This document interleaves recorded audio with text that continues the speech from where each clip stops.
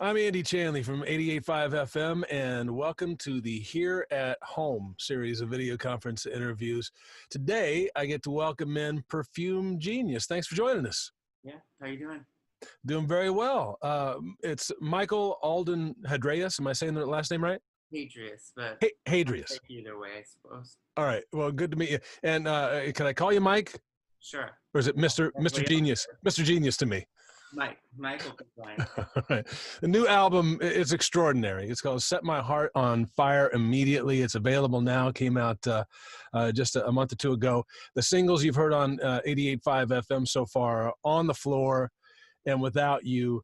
Gosh, Mike, if I were to make a list of my top albums of 2020 so far, and I'm generally too lazy to do that kind of thing, but Set My Heart on Fire, excuse me, immediately would certainly be a contender, and it's already on that list for, let's see, Stereogum, Spin, Slant, Paste, Up Rocks, everybody has it on their list. You have to be really happy about that.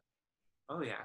I mean, the music had been done for a while, and beyond the music just being isolated, I was, isolated as well because of what's going on. So it just feels really good to have the record out and feel people listening to it and people liking it.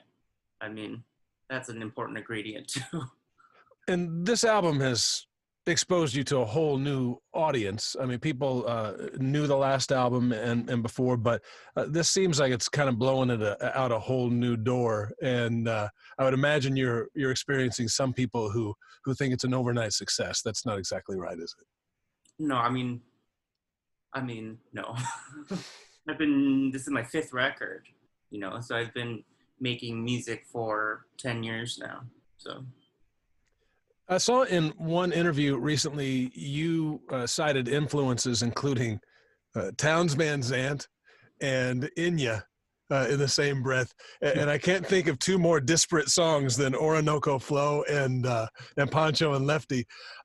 It certainly seems like that's kind of your MO, though, taking wildly different influences and kind of putting them into a melting pot.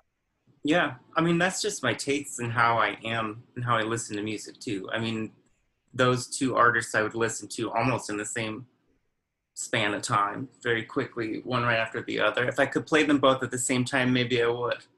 I don't know, it's just how I think. I think about music as like little prescriptions, and I, I listen to the song that I need in the moment, and there's so much music, and I don't know, my tastes are all over the place. Music is a medicine, isn't it? I mean, especially in times like this, working at a radio station, I can't tell you how many people have reached out to me and said, you being around playing music is vital to my survival. I hope you feel that with your fans, that they're finding solace in a pretty desolate time through what you've done.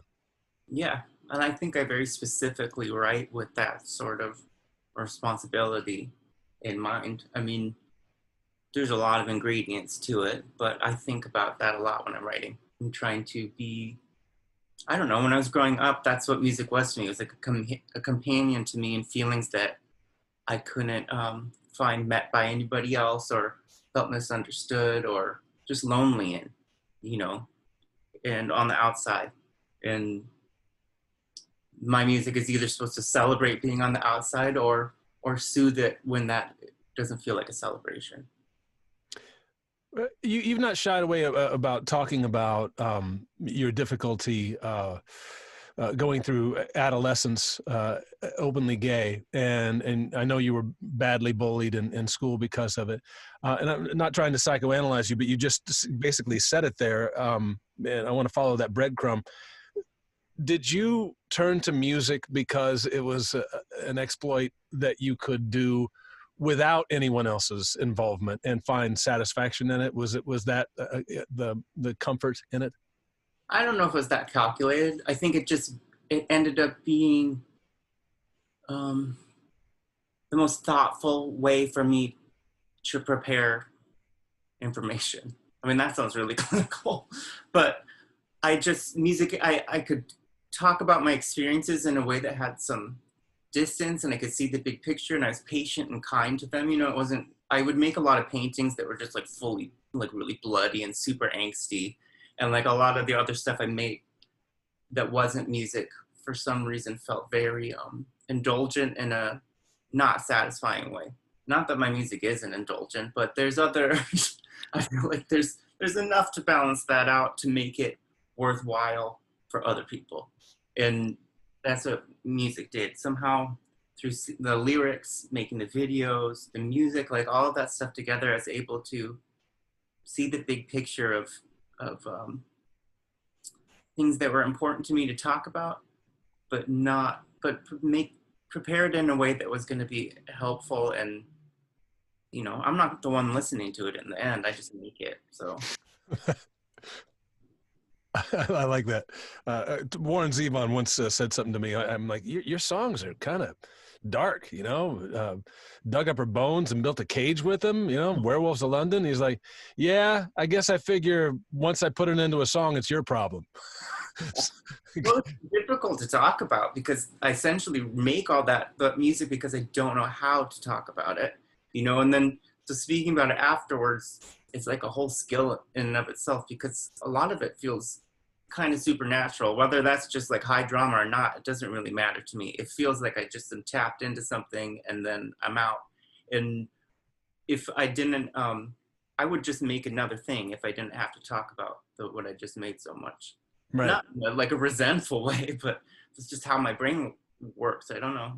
Sure. And when you're doing anything artistic, I think it's hard to be in it and above it at the same time. It's hard to you know, be an observer of it and a participant in it at the same time. I mean, but when you can find that harmony, it's really can be like powerful, I guess, or really satisfying. Yeah. Well, in this album, going back to some of the influences in it, you know, and On the Floor, I hear 50s and 60s doo-wop.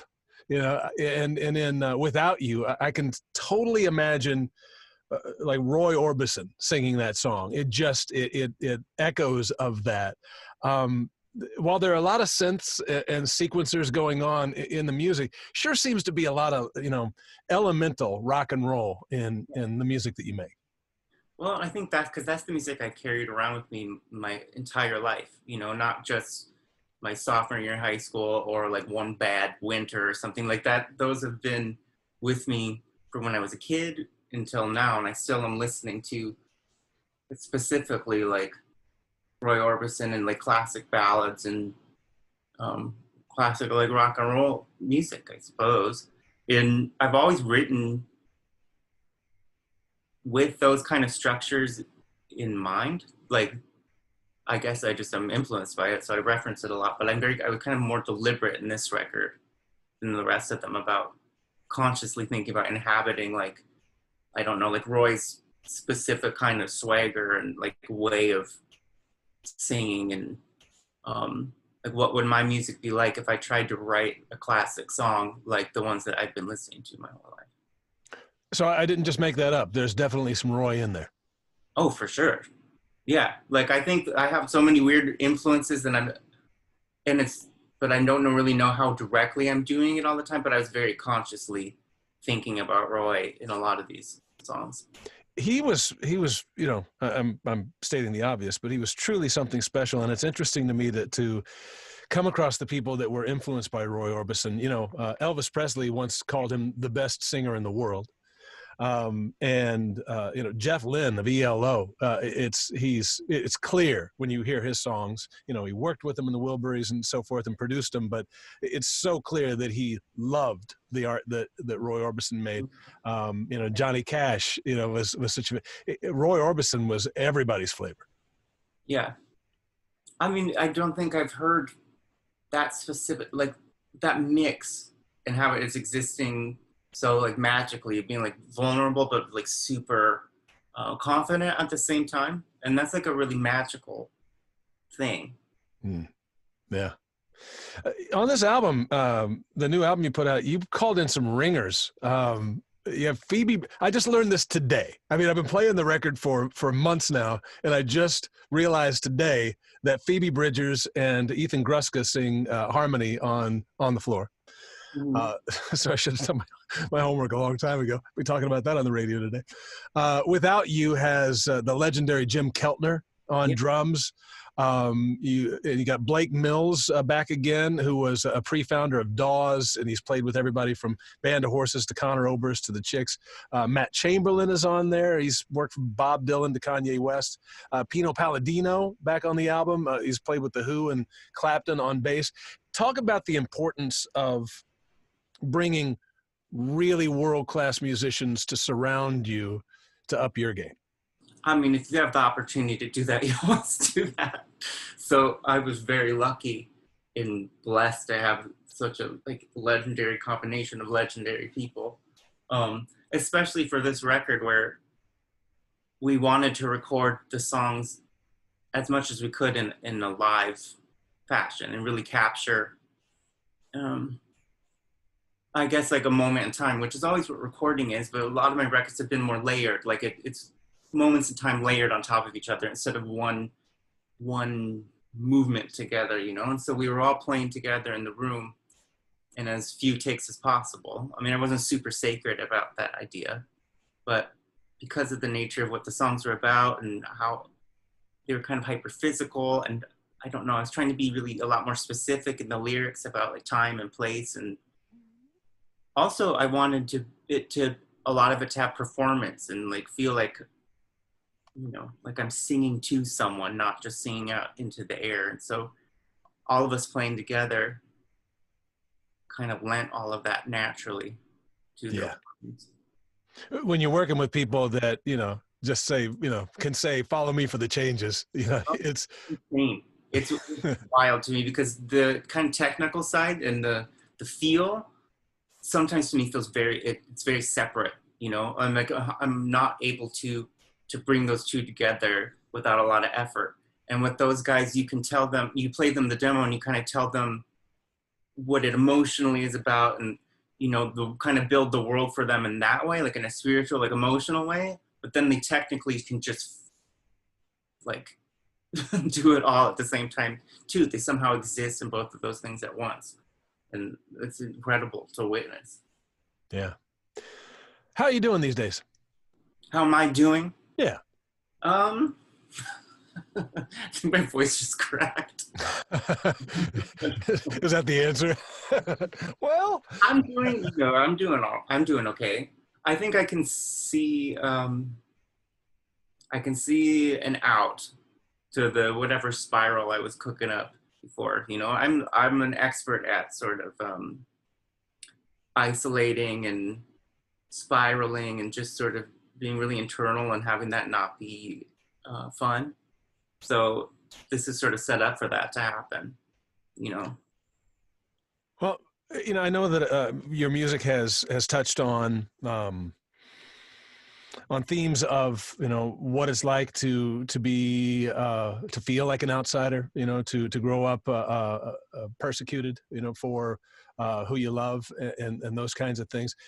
I'm curious, and forgive me if this is a naive question, but you know, like the Supreme Court just a few weeks ago said that gay people have rights. Congratulations, after people of color and women, they finally got around to you. But do you feel like this is in some ways the best time in history to be LGBTQ? Because it seems from the cheap seats that, at least in the last decade, that a bit of a corner has been rounded. I mean, any progress is beautiful and I'm thankful for, you know. And I think especially like the younger generation, it's really magical to see the kind of community they can find online, and you know, how willing they are to advocate for their own experiences and people outside of their own experience. And it feels like I don't know, it's beautiful to watch. And I'm sure that is due in part to a lot of the progress the world has made, but it's also just based off of I think the internet and people being able to stick together. I have a lot of hope for the younger people, but I don't know how much hope I have for what they're up against. Yeah. Well, I think you're part of the solution. I think you're part of the answer because what you're doing is making music that's just, it's good music and you're being yourself. And I think that is a beacon to so many awkward kids who just don't know, are coming to terms now with why they're not like everybody else in their class, and it's an excruciating time in your life, even if you feel like you fit in. But I think you're a great inspiration in doing things your way. Thanks, I'll take that. What do you think you'd be doing right now if you hadn't had those piano lessons as a kid? Oh Lord. I mean, before the music, I don't think I was thinking too far in the future at all. I mean, even with the music, I think it's only been the last few years. I think that's partly just age, though. And I think I extended my adolescence for a very long time, if it's ended at all. Um, who knows what I would be doing? I mean, I really don't know. Before I was writing music, I was working at a department store making keys and like mixing paint and stuff. So I hope I wouldn't be doing that, but I really wasn't, planning a move from that place either. So I'll tell you what, if I didn't have to feed a family of four on it, working at a hardware store wouldn't be the worst. I miss it sometimes. I miss my coworkers. I miss my managers. Yeah. Yeah. How are you doing in quarantine? It has to be disappointing to you, to have created this such a well-received album, and then instead of being out on tour and getting ready to go on stage tonight and doing a sound check here in a couple hours, you're talking to me on Zoom. I mean, it is weird, and we have established this routine of, you put a record out, you make a couple videos, and then you tour for a year and a half, 2 years, and then you just do it all again. And this has disrupted all of that. And it's just disrupted just the energy of how you share the music. But I'm lucky that I have a job where I can be here and I can get the music to everybody. They have it now. I don't have to be out to do that. I'll figure it out. I think I'll probably have to, the children will probably figure out how to do live shows and with the same kind of danger that an actual live show has in a virtual way before I will. So maybe I'll steal a little bit of that and do it my way.